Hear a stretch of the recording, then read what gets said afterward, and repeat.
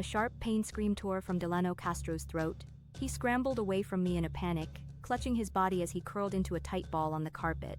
Cold sweat broke out across his forehead, sticking his dark hair to his skin. He gasped raggedly, his face contorted in raw, unbearable pain. I rolled off the bed and put safe distance between us. My limbs still trembled weakly, the lingering effects of the drugged drink clouding my body faintly. Scenes from my past life flashed through my mind like jagged shards of glass, cold, vivid, and agonizingly fresh. I flexed my fingers, acutely aware of the vitality of my 15-year-old self. This young body had never endured starvation, beatings, or despair. It was whole, unbroken, and finally able to fight back. "You insolent girl," Delano spat between harsh gasps. "How dare you do this to me? The Castro family will never let you get away with this." A cold, hollow smile tugged at my lips. I crossed to the bedside table and picked up the heavy crystal ashtray, its solid weight firm and steady in my palm. I walked slowly toward him, my heels sinking softly into the thick carpet. Each quiet step echoed in the silent room, a silent countdown to the end of his arrogant tyranny. I lifted the ashtray high. At the sight of my raised arm, his vicious threats dissolved into terrified whimpers. The fear blazing in his eyes proved he finally understood. I was no longer the timid, fragile Chloe how everyone rumored me to be. I knelt beside him and pressed the cool crystal surface gently against his sweat-slicked cheek, tapping it lightly. "Who sent you?" I asked, my voice low, calm, and unyielding.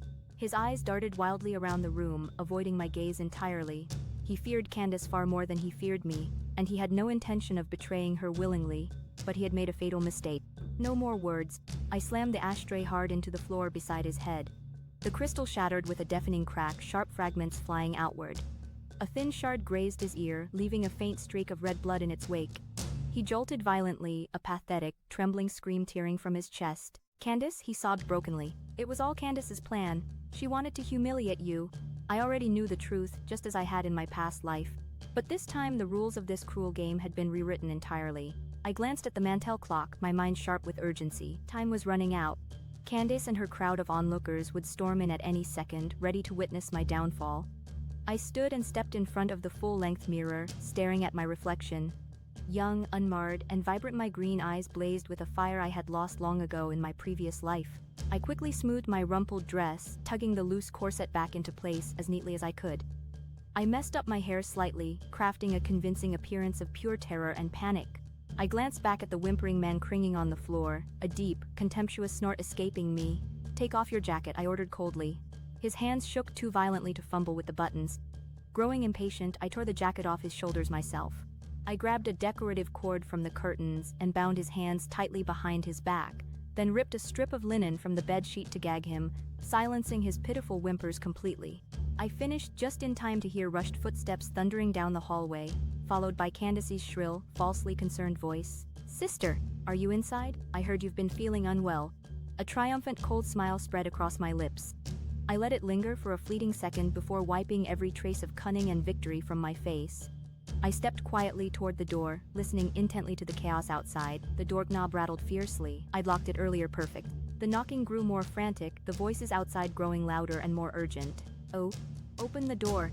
Are you all right?" It was Jess Ellis, Candace's most loyal and obedient follower.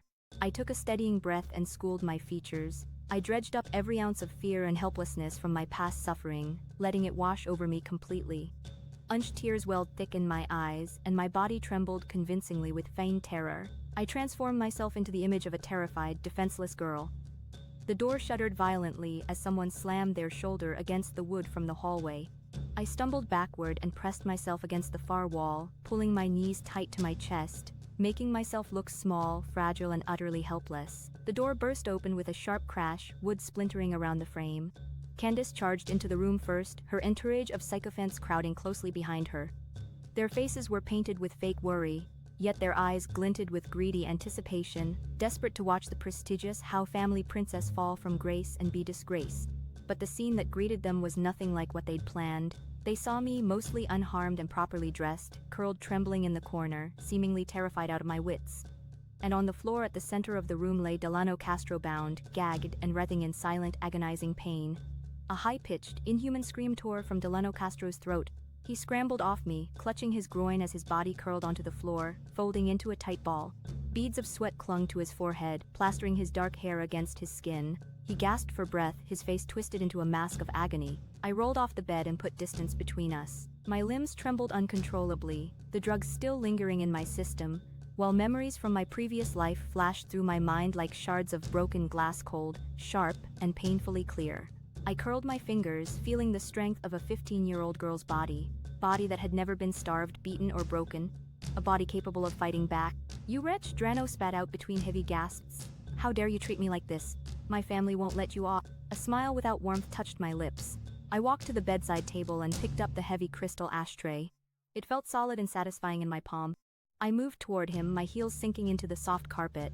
Every quiet step seemed to echo through the silent room, like the ticking countdown to the end of his arrogance. The ashtray rose high into the air, and as it came down, his threats turned into whimpers. His eyes, wide with pain and fear, finally realized that the girl standing before him was not the timid, fragile Chloe Howe from the rumors.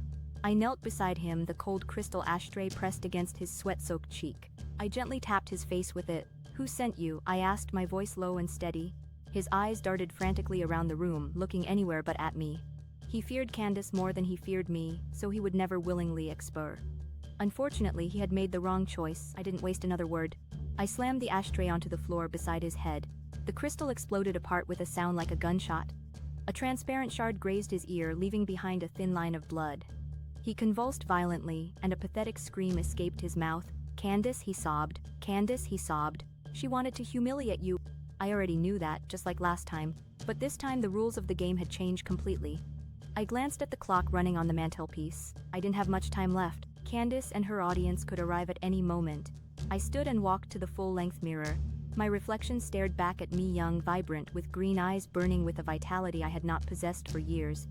I quickly smoothed down my dress and pulled the torn corset together as best I could. I ran my fingers through my hair, messing it up until it looked like I had been frightened. I turned to look at the groveling worm on the floor and let out a contemptuous snort. "You're jackered. Take it off." He fumbled clumsily with the buttons, his hands shaking so badly that he couldn't undo them. Impatiently, I tore the jacket off him myself. Using one of the decorative cords from the curtains, I tightly bound his hands behind his back. Then I ripped a strip from the linen bedsheets and stuffed it into his mouth, silencing his whimpering. I had just finished when I heard hurried footsteps echoing down the hallway. Arriving before Candace herself was her shrill voice filled with fake concern. "My sis, are you in there? I heard you weren't feeling well." A cold smile of triumph appeared on my face. I let it linger for a single second before wiping every trace of emotion away. I walked toward the door and listened carefully. The doorknob rattled violently, and it was locked. Good. The knocking grew more frantic and the voice more urgent. "Chloe, open the... Are you okay?" It was Jess Ellis, Candace's loyal lapdog. I took a deep breath and controlled my expression. I summoned every fear I had ever felt, every moment of helplessness I had endured. I let it wash over me completely, filling my eyes with unshed tears and making my body tremble. I disguised myself as a frightened prey animal. The door shuddered as a shoulder slammed into it from the other side. I stepped backward and pressed myself against the far wall. I drew my knees to my chest, making myself look small and vulnerable. The door burst open with the sound of splintering wood. Candace charged inside, her crowd of sycophantic followers close behind her. Their faces were a mixture of fake concern and greedy anticipation, eager to witness the humiliation of the most prestigious princess of the Howe family. But what awaited them was nothing like what they had expected. They saw me, my clothes mostly intact, curled up in a corner and trembling with fear. And on the floor they saw Delano Castro bound, gagged, and writhing silently in pain.